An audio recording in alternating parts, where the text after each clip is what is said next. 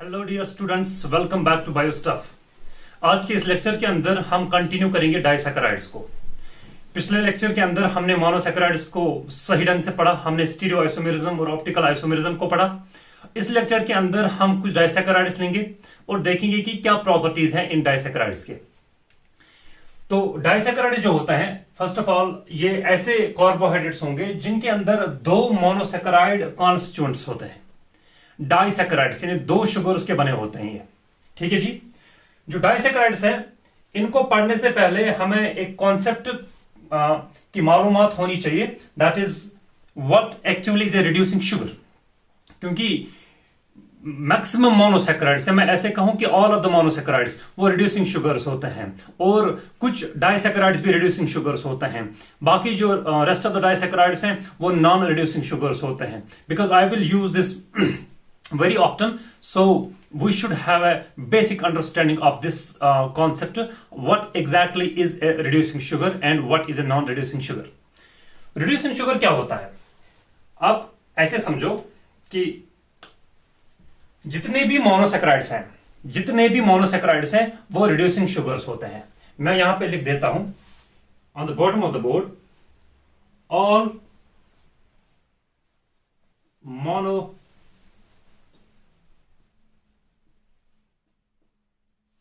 are reducing sugars. All monosaccharides are reducing sugars. क्या होता है reducing sugar? First of all, you can call that sugar as a reducing sugar जिस sugar के पास free या तो aldehyde group हो या एक फ्री कीटोनिक ग्रुप हो। क्योंकि हमने बात की है कि शुगर जो होते हैं या उनमें एल्डिहाइड ग्रुप होता है फंक्शनल ग्रुप, या तो कीटोन फंक्शनल ग्रुप होता है। तो अगर एक शुगर के अंदर एल्डिहाइड ग्रुप फ्री है या फिर उसके अंदर कीटोनिक ग्रुप फ्री है तो वो शुगर रिड्यूसिंग शुगर कहलाएगा, ठीक है जी। तो रिड्यूसिंग शुगर कहने के लिए मोनोसैकेराइड और एक carbohydrate, it's not only the monosaccharide, क्योंकि डाइसैकेराइड्स भी बहुत सारे ऐसे होते हैं जो रिड्यूसिंग शुगर्स होते हैं। तो रिड्यूसिंग शुगर के पास क्या होना चाहिए कि इसके पास एक फ्री एल्डिहाइड ग्रुप होना चाहिए या फिर एक फ्री कीटोनिक ग्रुप होना चाहिए। और क्या, रिड्यूसिंग शुगर हम उस शुगर को कहते हैं जो बेनेडिक्ट्स रिएजेंट को रिड्यूस करे। Reducing sugar should reduce the Benedict's reagent. What exactly is the Benedict's reagent? Benedict's reagent होता क्या है? Cu+2 in copper +2 in aqueous sodium citrate solution. Copper +2 in aqueous sodium citrate solution, इसको हम बेनेडिक्ट्स reagent कहते हैं। अगर इस बेनेडिक्ट्स रिएजेंट में हमारा जो शुगर है, अगर वो इस कॉपर +2 को कॉपर +1 में रिड्यूस करता है तो वो शुगर भी रिड्यूसिंग शुगर कहलाता है। तो जितने भी मोनोसैकेराइड्स होते हैं वो इस बेनेडिक्ट्स रिएजेंट के अंदर कॉपर +2 को इलेक्ट्रॉन देके इसको कॉपर +1 में कन्वर्ट करते हैं। Therefore those monosaccharides are called as reducing sugars. कैसे? मान लो ये कॉपर +2 है, ऐसे मैं लिखता हूं, ये बेनेडिक्ट्स रिएजेंट का कॉपर +2 है, ठीक है जी। अगर हम इसके अंदर इस रिएजेंट को मिलाते हैं एक रिड्यूसिंग शुगर साथ, मैं रिड्यूसिंग नहीं कहूंगा क्योंकि अभी हमें पता ही नहीं कि रिड्यूसिंग है कि नहीं है, बट एक शुगर है, we don't know which type of sugar is this, but कोई शुगर है, हमने बेनेडिक्ट्स रिएजेंट के साथ उसको ऐड किया और ये शुगर करेगा क्या? अगर ये शुगर अपना एक इलेक्ट्रॉन देगा, क्या देगा? अपना एक इलेक्ट्रॉन देगा।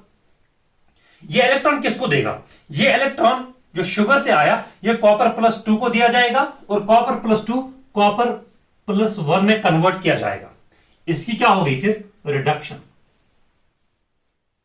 क्योंकि जब भी हम किसी मॉलिक्यूल को इलेक्ट्रॉन देते हैं उस मॉलिक्यूल की रिडक्शन होती है। Whenever we add electron to a given substance, that substance gets reduced, हम बोलते हैं उस सब्सटेंस की रिडक्शन हुई। ऐसे आप यहां समझो, बेनेडिक्ट्स रिएजेंट के अंदर चूंकि कॉपर होता है, हमने इस बेनेडिक्ट्स रिएजेंट के साथ एक शुगर को ऐड किया, इस शुगर ने अपना इलेक्ट्रॉन डोनेट किया, इस इलेक्ट्रॉन को दिया गया कॉपर +2 को, और कॉपर +2 को जब ये इलेक्ट्रॉन मिला ये कॉपर +1 में कन्वर्ट हो गया। इसका मतलब है बेनेडिक्ट्स रिएजेंट का क्या हुआ? रिडक्शन। क्योंकि कॉपर +2 किसका पार्ट है? ये बेनेडिक्ट्स रिएजेंट का ही एक कंपोनेंट है, कॉपर +2। तो इस शुगर को हम रिड्यूसिंग शुगर कहेंगे। तो आपको यह याद रखना है कि जितने भी मोनोसैकेराइड्स हैं, जब भी आप उनको बेनेडिक्ट्स रिएजेंट के साथ ऐड करोगे, तमाम मोनोसैकेराइड्स अपना एक इलेक्ट्रॉन देंगे कॉपर+2 को और कॉपर+1 में कन्वर्ट करेंगे, यानी इसकी रिडक्शन कराई, तो हम कहेंगे all these monosaccharides are reducing sugars. I hope now this concept is clear to you. What exactly is a reducing sugar? अगर कोई शुगर ऐसा नहीं कर पाता है, किसी शुगर के पास फ्री एल्डिहाइड ग्रुप नहीं है, किसी शुगर के पास फ्री कीटोनिक ग्रुप नहीं है, या कोई शुगर बेनेडिक्टस रिएजेंट के अंदर कॉपर+2 को कॉपर+1 में कन्वर्ट नहीं कर पाता, then that sugar will not be a reducing sugar. बहुत सारे ऐसे शुगर्स होते हैं जो कि ऐसा नहीं कर पाते, हम उनको नॉन रिड्यूसिंग शुगर्स कहते हैं। ठीक है जी, I hope this concept is clear to you. अब देखते हैं हम डाइसैकेराइड्स को। डाइसैकेराइड्स के अंदर सबसे पहले हम लेंगे माल्टोज को। माल्टोज जो है ये डाइसैकेराइड है जिसके अंदर दो मोनोसैकेराइड यूनिट्स होते हैं, जो कि ग्लूकोज और ग्लूकोज होता है, यानी ग्लूकोज और ग्लूकोज मिलकर बनाते हैं माल्टोज। अब ये मॉलिक्यूल मैंने ग्लूकोज का लिया है, ये मॉलिक्यूल भी मैंने ग्लूकोज का लिया है। अब हम देखते हैं कि माल्टोज के अंदर कैसी बॉन्डिंग होती है और किस तरीके से बॉन्डिंग बनती है। ये एक ग्लूकोज मॉलिक्यूल है, ये दूसरा ग्लूकोज मॉलिक्यूल है। ठीक है जी, अगर आप लेक्चर नंबर 7 को रिकॉल करोगे, मैंने कहा था कि ग्लूकोज का जो कार्बन नंबर 1 है ये एनोमेरिक कार्बन होता है, और एनोमेरिक कार्बन पे ही हम डिसाइड करते हैं कि ये अल्फा फॉर्म होगा कि ये बीटा फॉर्म होगा। अगर एनोमेरिक कार्बन पे, यानी ग्लूकोज के अंदर कार्बन नंबर 1 जो कि एनोमेरिक कार्बन होता है, अगर उस पे हाइड्रोक्सिल ग्रुप यानी functional group down the plane हो तो अल्फा फॉर्म कहलाएगा, अगर अबव द प्लेन होता है तो बीटा फॉर्म कहलाता है। ठीक है जी, अभी आप देख सकते हो कि ये अल्फा कार्बन जो है, ये एनोमेरिक कार्बन जो है, इस पे जो हाइड्रोक्सिल ग्रुप है यानी फंक्शनल ग्रुप है, ये डाउन द प्लेन है, ये नीचे की ओर है, तो ये अल्फा फॉर्म है। अब और ये कार्बन नंबर 1 है, और इस ग्लूकोज मॉलिक्यूल को देखो, इस ग्लूकोज मॉलिक्यूल का कार्बन नंबर 1 ये है, और कार्बन नंबर 1 जो है ये 1 है, ये 2 है, ये 3 है, ये 4 है। इसका मतलब है इस ग्लूकोज का जो कार्बन है जो कि बॉन्डिंग में इन्वॉल्व हो जाएगा वो है कार्बन नंबर 4, क्योंकि ये 1 है, this is 2, this is 3, this is 4, this is 5 and this is 6।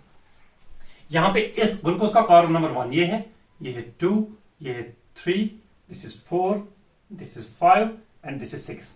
Okay, now इस ग्लूकोज का कार्बन नंबर 1 जो कि एनोमेरिक कार्बन है, ये बॉन्ड बनाएगा दूसरे ग्लूकोज के कार्बन नंबर 4 के साथ। इस कार्बन नंबर 4 पे हाइड्रोक्सिल ग्रुप ये, और इस ग्लूकोज के कार्बन नंबर 1 पे जो कि एनोमेरिक कार्बन है उसका हाइड्रोक्सिल ग्रुप, ये दो आपस में मिलके एक बॉन्ड बनाएंगे। यहां से OH है, यहां से OH है, यहां से H इन्वॉल्व हो जाएगा, इस OH से H इन्वॉल्व हो जाएगा, ये वाला H और ये पूरा OH। जब OH यहां से और H यहां से आप बॉन्ड बनाने की कोशिश करेंगे तो वाटर मॉलिक्यूल रिलीज किया जाएगा, और इस ग्लूकोज के दरमियान ये ऑक्सीजन जो है, एटॉमिक ऑक्सीजन, ये लिंक करेगा इस ग्लूकोज और इस ग्लूकोज को, जिसको हम ग्लाइकोसिडिक बॉन्ड कहेंगे, और हमें माल्टोज का स्ट्रक्चर मिलेगा। देखो हुआ क्या, ये जो है ये H, ये OH, ये in the form of water molecule बाहर निकला, और वाटर मॉलिक्यूल का मॉलिक्यूलर वेट कितना होता है 18 डाल्टन। ठीक है जी, अब देखो यही ग्लूकोज मॉलिक्यूल ये है, ये ग्लूकोज मॉलिक्यूल ये है, और इन दो को अब जोड़ रहा है ये ऑक्सीजन, क्योंकि इस OH से H निकला और ये पूरा का पूरा OH निकला, तो बचा only oxygen. This bond is called as glycosidic bond, this bond is called as glycosidic bond. लेकिन किस किस के दरमियान बना, किस किस कार्बन के दरमियान बना?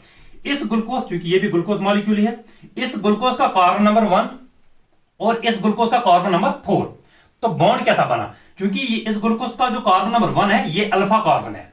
अल्फा इसलिए है क्योंकि जो एनोमेरिक कार्बन नंबर 1 होता है, इस ग्लूकोज पे, इस एनोमेरिक कार्बन पे hydroxyl group down the plane था, तो अल्फा फॉर्म कहलाता है। So alpha 1,4 glycosidic bond, so this bond is called as alpha 1,4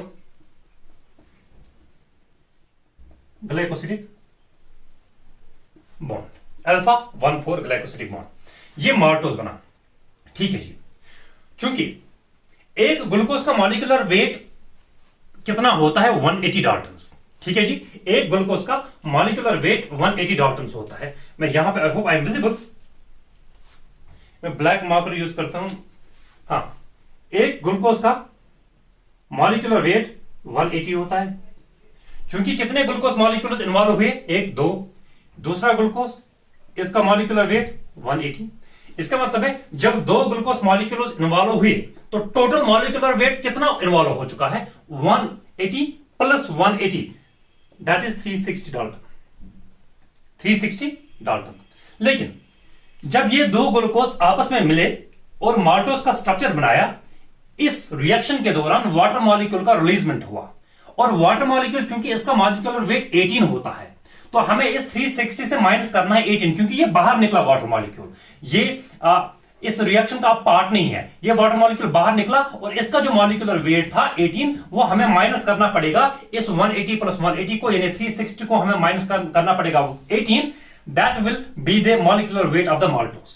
तो 360 डाल्टन को आप माइनस 18 करो, कितना हो गया? अगर हम इसको 360 को 18 दैट इज 342, यानी माल्टोस का जो मॉलिक्यूलर वेट होगा दैट विल बी 342 डाल्टन, यानी ये है माल्टोस, ये है माल्टोस, इसका मॉलिक्यूलर वेट होगा 342 Dalton. Okay, I hope this is clear. 342 इसलिए क्योंकि 360 को हमें माइनस करना पड़ा 18, क्योंकि वाटर मॉलिक्यूल रिलीज हो चुका था, इसका मॉलिक्यूलर वेट 18 था, 360 को 18 से माइनस करो तो इस माल्टोस का मॉलिक्यूलर वेट 342 डाल्टन निकल के आएगा। I will rub some part so that I can write some new stuff. ये चीजें आपको समझ आई, बेंडिक्स रिएजेंट क्या होता है और रिड्यूसिंग शुगर्स क्या होते हैं, ठीक है। मुझे बताओ, यहां पे दो ग्लूकोज मॉलिक्यूल्स आपस में जुड़े, माल्टोज बना। व्हाट इफ अगर तीन ग्लूकोज मॉलिक्यूल्स लीनियर चेन में आपस में जुड़ जाएं, जिसको हम कह सकते हैं माल्टोट्रायोस। ऐसा माल्टोस जिसके अंदर कितने ग्लूकोज मॉलिक्यूल्स हैं? 3। ऐसे मानो आप, ये है ग्लूकोज, इसके साथ और एक ग्लूकोज मॉलिक्यूल जुड़ा, इतना हमने पढ़ा, इट्स कॉल्ड इज माल्टोस। लेकिन मान लो और एक ग्लूकोज मॉलिक्यूल जुड़ा इसके साथ, ये हो गया ना माल्टोट्रायोस, क्योंकि इस माल्टोस के अंदर 3 ग्लूकोज मॉलिक्यूल्स हैं। मुझे बताओ इस माल्टोट्रायोस का मॉलिक्यूलर वेट कितना होगा? हमें पता है जब दो ग्लूकोज मॉलिक्यूल्स लीनियर चेन में जुड़ते हैं तो यहां से एक वाटर मॉलिक्यूल रिलीज किया जाएगा। अब इस ग्लूकोज के साथ और एक ग्लूकोज मॉलिक्यूल जुड़ा है, तो ये जो बॉन्ड बना ग्लाइकोसिलिक बॉन्ड, यहां से भी एक वाटर मॉलिक्यूल रिलीज किया जाएगा, ठीक है। अब चूंकि वाटर मॉलिक्यूल का मॉलिक्यूलर वेट कितना होता है? 18। इस वाटर मॉलिक्यूल का मॉलिक्यूलर वेट कितना है? 18, ठीक है। अब हमें करना क्या है? To calculate the molecular weight of the maltotriose, this is called as maltotriose, maltotriose, क्योंकि इसके अंदर 3 ग्लूकोज मॉलिक्यूल्स है। इस ग्लूकोज का कितना मॉलिक्यूलर वेट अपना है? 180, इसका अपना 180, इसका अपना 180, क्योंकि एक ग्लूकोज मॉलिक्यूल का मॉलिक्यूलर वेट 180 होता है। तो 180 प्लस 180 प्लस 180, मैं लिख सकता हूं ना 3 इंटू 180, 3 इंटू 180, क्योंकि 3 ग्लूकोज मॉलिक्यूल्स हैं और हर ग्लूकोज का मॉलिक्यूलर वेट 180 होता है। दैट इज 300 24 540, या दिस इज 540, यानी 3 ग्लूकोज मॉलिक्यूल्स का मॉलिक्यूलर वेट 540 है। लेकिन जब हमने माल्टोट्रायोस को बनाया, हमने 2 बॉन्ड्स फॉर्म किए, और 2 बॉन्ड्स जब हमने फॉर्म किए तो 2 वाटर मॉलिक्यूल्स रिलीज हुए। कितने वाटर मॉलिक्यूल्स रिलीज हुए? 2, और एक वाटर मॉलिक्यूल का मॉलिक्यूलर वेट कितना होता है? 18, 2 का कितना होगा? 36। इस 540 को 36 से माइनस करो और आपका मॉलिक्यूलर वेट आएगा माल्टोट्रायोस का। ऐसे आप निकाल सकते हो। अगर आपको 4 ग्लूकोज मॉलिक्यूल्स दिए जाएंगे और बताया जाएगा कि इनसे हमें बताएं कि इनसे जो प्रोडक्ट मिलेगा हमें माल्टोस का, उसका मॉलिक्यूलर वेट कितना होगा। I hope this is clear to you. Now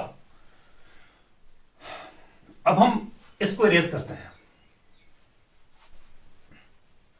और यहां पे मैं आपको एक चीज बता देता हूं। ये है रिड्यूसिंग,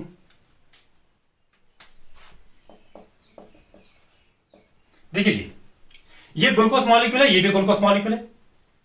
इस ग्लूकोज मॉलिक्यूल का जो एनोमेरिक कार्बन है, कार्बन नंबर 1, जिसको हमने अल्फा फॉर्म कहा, ये रिड्यूसिंग एंड है।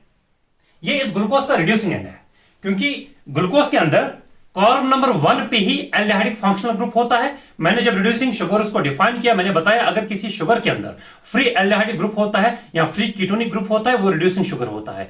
हमें यह पता है कि ग्लूकोज के अंदर कार्बन नंबर 1 पे हमेशा एल्डिहाइडिक ग्रुप रहता है, तो कार्बन नंबर 1 ही हमेशा रिड्यूसिंग ग्रुप या रिड्यूसिंग एंड कहलाएगा। ठीक है जी, ये ग्लूकोज है, ये इसका कार्बन नंबर 1 है, तभी मैंने इसको लिखा है रिड्यूसिंग एंड। जो इसका अपोजिट एंड होगा वो by default non reducing and होगा। ठीक है जी। अब इस ग्लूकोज को देखो, इस ग्लूकोज का कौन सा कार्बन नंबर 1 है? ये है कार्बन नंबर 1। इट मींस ये एनोमेरिक कार्बन होगा। जो एनोमेरिक कार्बन है वही रिड्यूसिंग एंड कहलाता है। ठीक है जी, इसका रिड्यूसिंग एंड ये है, और इसका जो अपोजिट है वो है ये वाला, ये पार्ट, यानी ये जो फोर्थ वाला कार्बन है, ये वाला पार्ट, ये नॉन रिड्यूसिंग एंड है। अब आप मुझे बताओ, इस ग्लूकोज मॉलिक्यूल का कौन सा एंड बॉन्ड फॉर्मेशन में इन्वॉल्व हो चुका है? बॉन्ड किस किसने बनाया? इस कार्बन नंबर 1 ने, यानी इस साइड ने, इस ग्लूकोज के इस साइड ने, और इस ग्लूकोज के इस साइड ने। यहां से कार्बन नंबर 1 इन्वॉल्व हुआ, यहां से 4 इन्वॉल्व हुआ। इसका मतलब है इस ग्लूकोज का रिड्यूसिंग एंड इन्वॉल्व हुआ बॉन्ड फॉर्मेशन में, लेकिन इस ग्लूकोज का नॉन रिड्यूसिंग एंड, क्योंकि ये ही है नॉन रिड्यूसिंग एंड, इस ग्लूकोज का नॉन रिड्यूसिंग एंड इन्वॉल्व हुआ। इसका मतलब हुआ कि जब हमें माल्टोस मिला, यहां से रिड्यूसिंग एंड तो इन्वॉल्व हुआ, लेकिन यहां से नॉन रिड्यूसिंग एंड इन्वॉल्व हुआ। जब माल्टोस बनेगा तब भी हमें अभी एक रिड्यूसिंग एंड फ्री है, क्योंकि बॉन्ड फॉर्मेशन में ये नॉन रिड्यूसिंग एंड और ये रिड्यूसिंग एंड, ये तो इन्वॉल्व हुए, लेकिन तब भी हमें एक रिड्यूसिंग एंड फ्री है अभी भी। ठीक है जी। तो जब भी एक शुगर के अंदर कोई एल्डिहाइडिक, कोई फंक्शनल ग्रुप यानी एल्डिहाइडिक और कीटोनिक ग्रुप फ्री होता है, या कोई रिड्यूसिंग एंड फ्री होता है, जो रिड्यूसिंग एंड किसी बॉन्ड फॉर्मेशन में इन्वॉल्व नहीं होता है, वो शुगर रिड्यूसिंग शुगर कहलाता है। देयरफॉर ये जो हमने माल्टोस पढ़ा, maltose is a reducing sugar. मैं लिख देता हूं इधर, maltose is a reducing sugar. Maltose is a reducing sugar.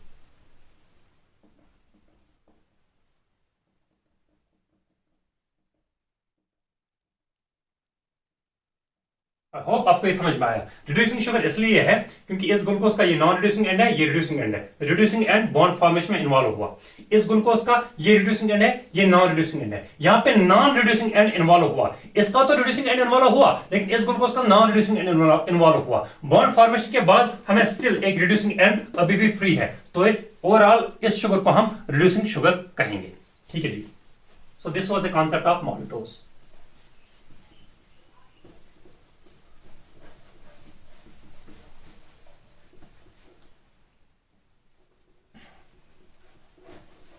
चलिए जी, हम दूसरे डाइसैकेराइड को पढ़ते हैं, लैक्टोज को। ये है लैक्टोज। लैक्टोज एक डाइसैकेराइड है जो कि गैलेक्टोज और ग्लूकोज का बना होता है।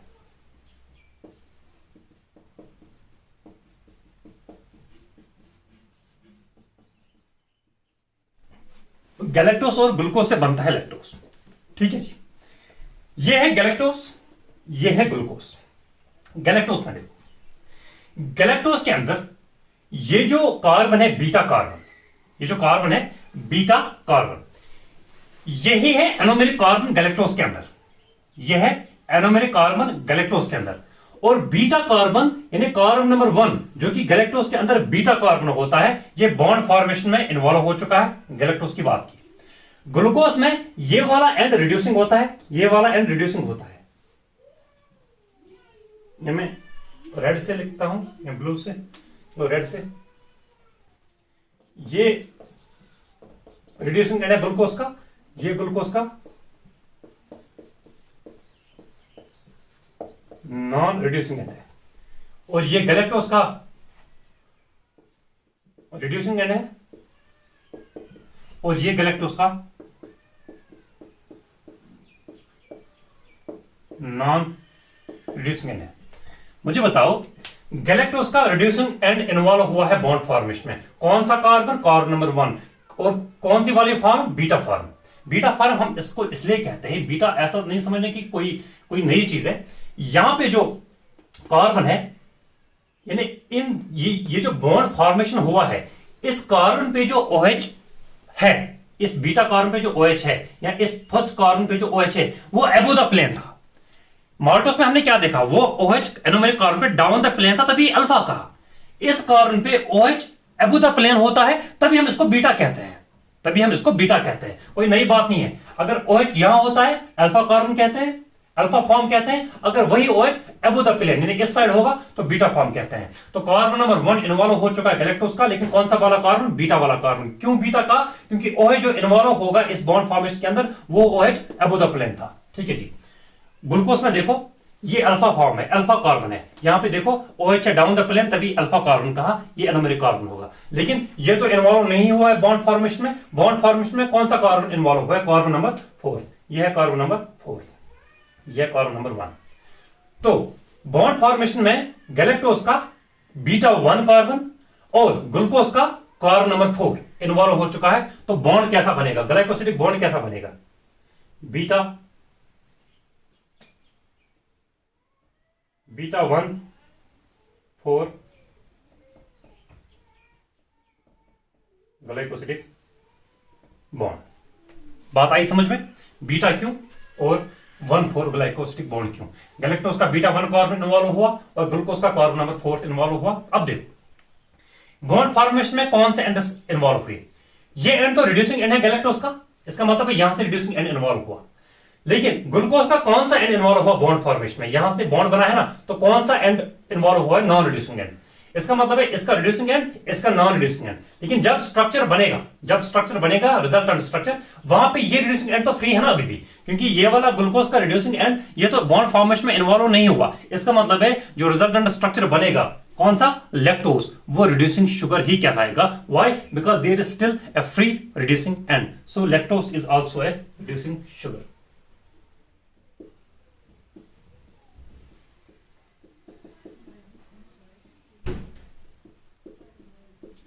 शुगर, ठीक है। Disaccharide number 3 sucrose. देखो जी, सुक्रोज किस किस का बना होता है? एक ग्लूकोज जो कि एक एल्डोहेक्सोस है, एक फ्रुक्टोज जो कि एक कीटोहेक्सोस है। ठीक है जी। इन दो का जो है कॉम्बिनेशन बना होता है सुक्रोज को। अब देखते हैं कि बॉन्ड कैसा बनेगा। ग्लूकोज को देखो, ये कार्बन नंबर 1 है ग्लूकोज का। अल्फा क्यों कहा? क्योंकि इस कार्बन नंबर 1 पे जो OH, क्योंकि मैं बॉन्ड बना चुका हूं। बॉन्ड बनाने से पहले हम दिखाते हैं ना H कहां है, OH किधर है। ठीक है जी। क्योंकि मैं बॉन्ड ऑलरेडी बना चुका हूं, आपको यह एज्यूम करना है कि बॉन्ड बनने से पहले OH इधर होता अल्फा, तभी हम इस कार्बन को कहते हैं। क्योंकि इस कार्बन पे OH डाउन द प्लेन होता है, H अबव द प्लेन है। OH को हम एज ए रेफरेंस पॉइंट लेते हैं। अगर OH डाउन द प्लेन हो, हम उसको अल्फा फॉर्म कहते हैं। ठीक है जी। इसका मतलब ये ग्लूकोज का अल्फा फॉर्म हुआ। अब ये देखो, ये जो फ्रुक्टोज है ये कार्बन नंबर 2 है। मैं आपको बता चुका हूं लेक्चर नंबर 2 के अंदर कि एनोमेरिक कार्बन हमेशा ग्लूकोज के अंदर कार्बन नंबर 1 होता है और फ्रुक्टोज के अंदर चूंकि कीटोनिक ग्रुप फंक्शनल ग्रुप होता है, तो उधर एनोमेरिक कार्बन नंबर 2 होता है। कार्बन नंबर 2 चूंकि ये फ्रुक्टोज है, यहां पे carbon number 2 as a anomeric carbon काम करेगा। लेकिन ये बीटा फॉर्म है। बीटा क्यों? बीटा फॉर्म इसलिए होगी क्योंकि यहां पे जो OH होगा वो अबव द प्लेन होगा, वो अबव द प्लेन होगा। ठीक है जी। नाउ ग्लूकोज का कौन सा कार्बन इन्वॉल्व हुआ? Alpha 1 carbon. फ्रुक्टोज का कौन सा कार्बन इन्वॉल्व हुआ? Beta 2 carbon. क्योंकि कार्बन नंबर 2 पे ही फंक्शनल ग्रुप होता है, तभी हम फिर बीटा इसलिए कहते हैं क्योंकि functional group above the plane होता है। तो अल्फा 1 बीटा 2, इस ग्लूकोज का अल्फा 1 कार्बन, इस फ्रुक्टोज का बीटा 2 कार्बन, ये दो मिलकर बनाते हैं एक bond. That bond is called as alpha 1 beta 2 glycosidic bond. So sucrose के अंदर हमें मिलेगा अल्फा 1 बीटा 2 ग्लाइकोसिडिक बॉन्ड। ठीक है जी। Alpha 1 beta 2 glycosidic bond. ये ग्लूकोज है, ये फ्रुक्टोज है। मुझे बताओ, चूंकि ये एनोमेरिक कार्बन है, ये ग्लूकोज का रिड्यूसिंग एंड है, ये ग्लूकोज का रिड्यूसिंग एंड है, ये ग्लूकोज का, इसका अपोजिट एंड होता है हमेशा नॉन रिड्यूसिंग एंड। ठीक है।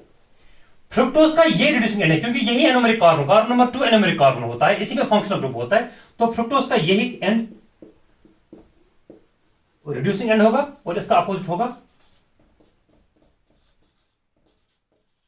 Non reducing and. मुझे बताओ बॉन्ड फॉर्मेशन में कौन से एंड्स इन्वॉल्व हुए?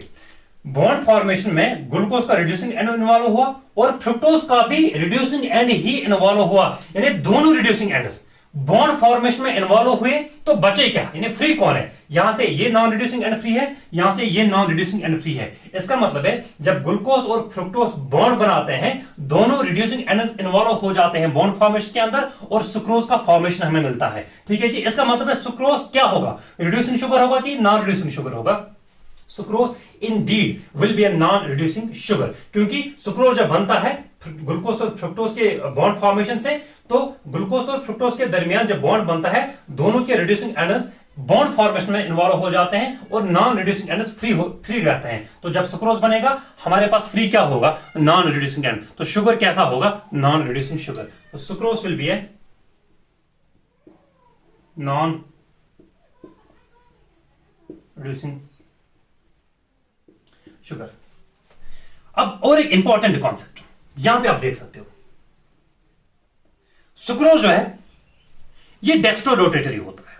अगर आप किसी सैंपल के अंदर सुक्रोज को रखते हो, उसके बाद उस सैंपल पे प्लेन पोलराइज्ड लाइट को डालते हो, वो प्लेन पोलराइज्ड लाइट जब उस सैंपल से गुजरेगी जिसके अंदर सुक्रोज होगा, ये सुक्रोज उस प्लेन पोलराइज्ड लाइट को क्लॉकवाइज प्लस 66 डिग्री रोटेट करेगा। That's what we mean by dextro rotatory, जिसको हम प्लस साइन से रिप्रेजेंट करते हैं। और कितना डिग्री रोटेशन दिखाता है, प्लस 66। इसका मतलब है सुक्रोज इंडिविजुअली कैसा होता है, इसकी ऑप्टिकल एक्टिविटी कैसी है, डेक्स्ट्रो फॉर्म, और कितना दिखाता है, प्लस 66। ठीक है, याद। लेकिन जब सुक्रोज पे एक एंजाइम काम करता है, दैट्स कॉल्ड इनवर्टेज।